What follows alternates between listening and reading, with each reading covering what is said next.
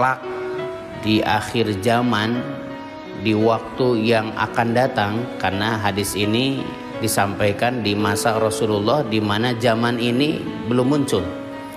Akan datang kepada umatku menyukai 5 hal dan melupakan 5 hal. Yang pertama adalah yuhibbud dunya wa yansawnal akhirah. Cinta kepada dunia dan melupakan akhirat. Kita sudah berikrar diri bahwa kita beriman kepada Allah, beriman kepada malaikatnya, kitabnya, termasuk beriman kepada yang gaib. Salah satu yang gaib itu adalah akhirat kita, karena ujian yang menimpa kepada kita adalah yaitu alladzi khalaqal mauta wal hayata liyabluwakum ayyukum ahsanu amala. Allah yang menciptakan kehidupan dan kematian untuk menguji kalian. Karena sebahagian orang yang wafat keinginannya cuma satu, ingin balik hidup kembali dan maksimal melakukan ibadah. Bukan ingin hidup lagi, bukan ingin nengok istrinya, bukan ingin nengok asetnya, bukan ingin memanfaatkan rumah yang ditinggalkannya, bukan ingin melihat teman-temannya. Ketika ditanya, ingin apa jika engkau mengabulkan keinginanmu ingin balik walaupun hanya sesaat? Ingin mengisi waktu itu dengan ibadah yang baik dan ingin bersedekah kepada Allah dengan harta yang dimilikinya. Jadi semakin kita mencintai kehidupan ini, semakin kita lalai mencintai akhirat. Sehingga aneka ragam bekal untuk akhirat kita mengumpulkannya ala kadarnya. Tidak ada kesungguhan, tidak ada keseriusan.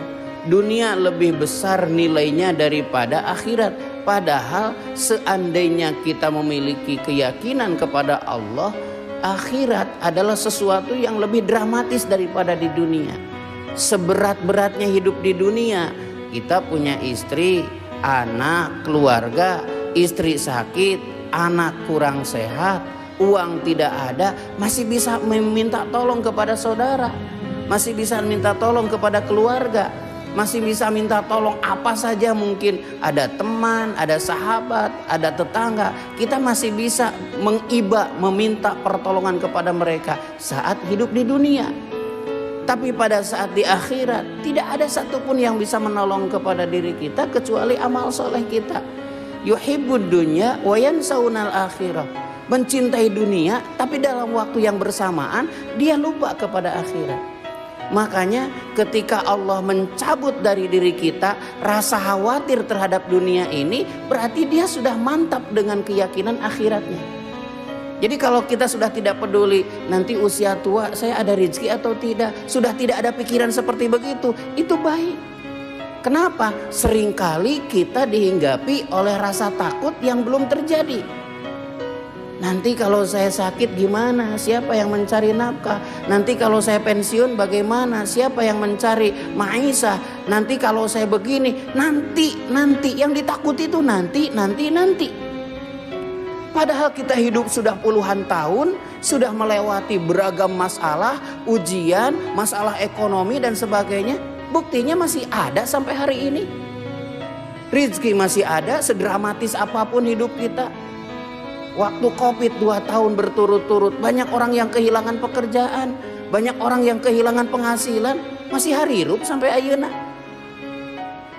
Padahal mereka mungkin secara logika nggak punya penghasilan, nggak punya pendapatan, eksis, ada, bisa bertahan. Tiba-tiba kita mengkhawatirkan, mencemaskan, nanti kalau saya tidak ada, anak-anak saya bagaimana? Nanti kalau saya wafat, istri saya bagaimana? Semua dipikirkan sesuatu yang belum terjadi. Ini disebut dengan khauf, merasa takut dengan sesuatu yang belum terjadi. Ini termasuk al-waswasil khannas. Dampak dari terlalu mencintai dunia, kita menjadi khawatir dengan masa-masa yang belum terjadi. Khawatir dengan keadaan-keadaan yang baru sawang sinawang, yang baru bayangan dan pikiran. Belum meninggal saja anak-anak saya sudah begini, bagaimana nanti kalau meninggal? Kalau sudah meninggal mah gampang, itu urusan Allah.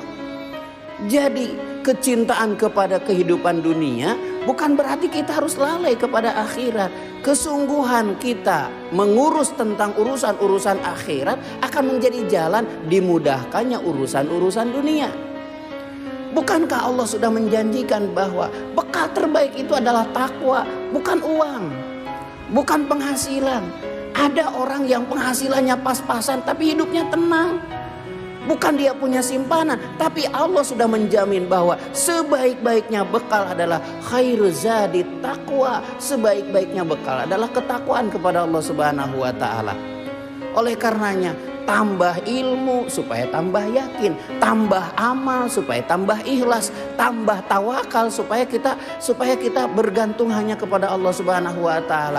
Hidup ini menjadi rumit karena kita mengambil semua urusan dengan pikiran kita. Padahal kalau mau disuruh Allah aja yang men-take over urusan-urusan kita. Kalau Allah mengambil alih semua urusan-urusan kita, rezeki anak-anak kita akan ada. Jangan mikir ini anak ngelamar ke sana kemari belum ada juga pekerjaan. Ini anak pekerjaannya cuma main game aja, tidur aja, abo, amam, adol gitu ya. Ini gimana hidupnya? Mau jadi apa hidupnya? Ikhtiar kita sudah, berdoa sudah, mendidik sudah, memberikan contoh sudah. Patawakal ala Allah. Biarkan Allah yang mengurus mereka. Suatu saat mereka akan berdiri di kaki sendiri. Gak usah cemas memikirkan masa depan mereka. Cukup pengorbanan orang tua memikirkan mereka dari kecil dengan sekolahnya. Sampai dewasa mereka kita kuliahkan. Berapa puluh juta, berapa ratus juta mungkin berkorban untuk mereka. Udah patawakal ala Allah. Tugas kita bukan mensukseskan mereka. Bukan, tugas kita adalah menjadi orang tua yang memberikan keteladanan, yang memberikan ilmu pengetahuan, dan setelah itu urusan dia dengan Allah Subhanahu wa taala. Gugur kewajiban kita. Jangan sampai karena kurang bekal dunia lalu kita mencemaskan masa depan mereka. Nanti gimana kalau sudah nikah, dia belum punya penghasilan, dia belum bekerja, dia masih nganggur, masih mikirin anak saya. Padahal kita juga pikiranan di hadapan Allah. Amalnya sudah cukup belum? Sholatnya sudah baik belum? Tawakalnya sudah baik belum? Karena ketika kita terlalu fokus memikirkan tentang dunia, seringkali kita melupakan esensi kehidupan kita di akhirat. Yuhibbud dunya wa yansaunal akhirah. Terlalu cinta kepada dunia sampai kita lupa setiap hari jatah umur kita berkurang. Desah napas yang kita miliki adalah menuju kematian. Dan semuanya itu tidak bisa diundur dan tidak bisa dipajukan. Maka ubah orientasi kita, perbaiki hubungan kita dengan Allah. Agar hubungan kita dengan manusia diperbaiki. Perbaiki hubungan kita dengan Khalik agar hubungan kita dengan makhluk diperbaiki. Setelah itu urusan kita adalah ikhtiar yang terbaik.